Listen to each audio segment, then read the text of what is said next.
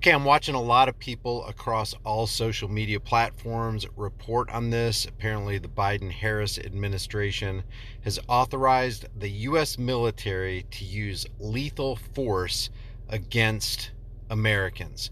I'm going to play the first part of this video from Guns and Gadgets. Don't get me wrong, I like Jared over at Guns and Gadgets.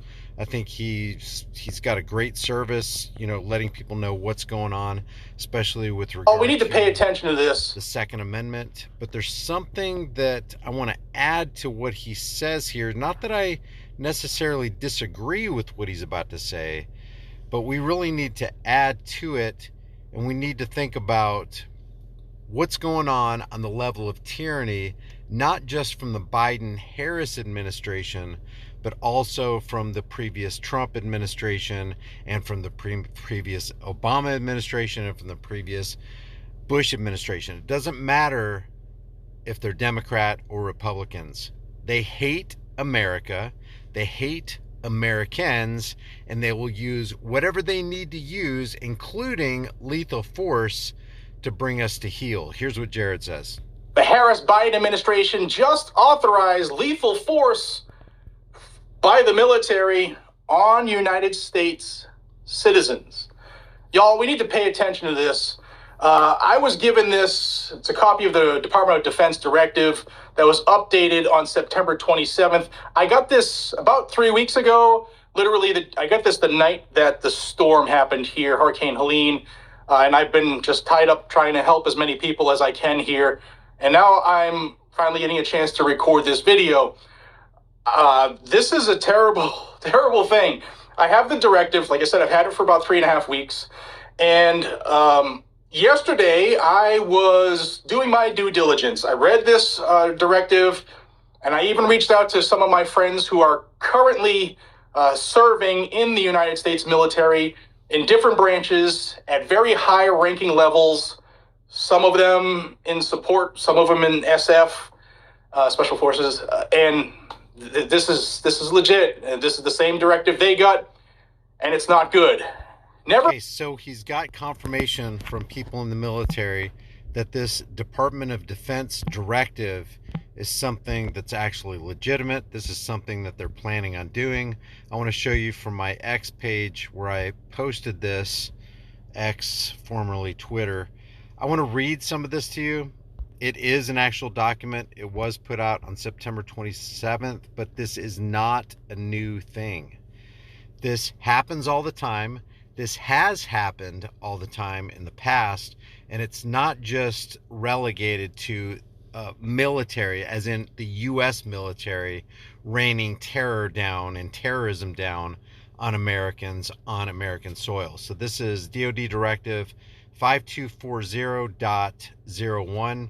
Directive DoD Intelligence and Intelligence-Related Activities and Defense Intelligence Component Assistant to Law Enforcement Agencies and Other Civil Authorities. It says it's from September 27th, 2024. And I'm just going to skip to the pertinent part right here on this page. This says assistance in responding with assets with potential for lethality or any situation in which it is reasonably foreseeable that providing the requested assistance may involve the use of force that is likely to result in lethal force, including death or serious bodily injury. And then it says it also includes all support to civilian law enforcement officials in situations where a confrontation between civilian law enforcement and civilian individuals or groups, like the militia that's sanctioned by the U.S. Constitution, which is supposedly the supreme law of the land, a well-regulated militia being necessary to the security of a free state, the right of the people to keep and bear arms shall not be infringed, is reasonably anticipated. Such use of force must be in accordance with DoD 5210.56, potentially as further restricted based on the specifics of the requested support. So this is an authorization by the Biden administration for use of force against Americans on American soil at the whim of the President of the United States. Something that Jared and I don't think other channels have dealt with here, because I think to some extent there's a two-party politics game being played here. It's like, we gotta vote for Trump. If we don't vote for Trump, Kamala Harris will be president, and if Kamala Harris becomes president, America's finished. Similarly, people on the Harris side are saying, if Donald Trump becomes president, he's going to suspend the Constitution, and he may. Harris may. I mean, but isn't the Constitution already neutered? Isn't it already suspended? How many state and federal laws do we have banning guns in the hands of Americans? Should any American be okay with the Firearms Act of 1934? No, we absolutely should not, because whatever firearm that the military possesses is the same firearm that Americans should possess. At least that was the mentality of people who wrote the Constitution, the Declaration of Independence, penned the Bill of Rights, ratified all these bills, supposedly securing the freedoms of Americans. They believed that if the British had those weapons, they should have those weapons too. And we're not just talking about flintlocks. They wanted cannons. Do you realize what a cannon can do to a human body, to a group of human bodies with one shot? So the colonists believed, hey, if the British government has them, if the British troops have them, if the tyrants in the red coats have them, we're going to have them too, because that's the only way we can secure peace in our land. I mean, what was it Patrick Henry said? Guard with jealous attention the public liberty. Suspect anyone who goes near that precious jewel. Nothing will secure it but downright force, and when you give up that force, you are ruined. So one thing that I see in this DOD thing, or one thing that I don't see, is I don't see, this has been on the table since September 27th. Right now it's October 17th. We're talking about almost 3 weeks removed from the signing of this right here, and I have not heard one thing from Donald Trump. He could actually use this to win the presidency. Do you realize that the Biden-Harris administration, Kamala Harris, wants to unleash the military-industrial complex on Americans on American soil? That is unconstitutional, Donald Trump could say, and he could probably sweep the entire presidency in this not election process, but selection process. They're probably going to give it to him anyway, because that's how this cognitive dissonance psychological operation is going. But you don't hear one word out of Donald Trump. Not one word of condemnation for what the Biden-Harris campaign, what the Biden-Harris presidency has just done to Americans. And something I don't hear from people on the right, people who would be sympathetic to Donald Trump, and this is a bad mark on Donald Trump as far as I'm concerned. You got this thing out for 3 weeks, and you as a presidential candidate aren't going to say anything in objection to it, in protection of the American people. Something's wrong there. But the second thing is, do we not realize that we already have a domestic military that has stood against us for decades and decades? What happened to Randy Weaver at Ruby Ridge? What domestic terror cell was against them there? The ATF and the FBI? What happened to the people at Waco who they were trying to say were, it's the Branch Davidian cult. If they live on the Branch Davidian compound. Oh yeah, what's their crime? They're stockpiling weapons. Well, wait a second. That's in accordance with the Second Amendment.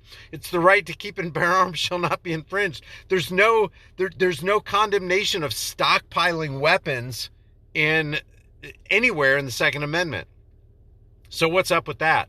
So they want to villainize Americans, and then they want to criminalize Americans, and then they want to go to the propaganda arm for the military-industrial complex, the fake stream CIA infiltrated Operation Mockingbird, MK Ultra Media, and now they want them to get and instill fear in Americans. It's the problem reaction solution. They create or co-opt a problem, or expand or exponentiate the problem when it wasn't really that much of a problem to begin with. They wait for the fear-based reaction, and then they slip in the pre-planned solution that they had waiting in the wings the entire time. It's the Hegelian dialectic. Why have we not learned?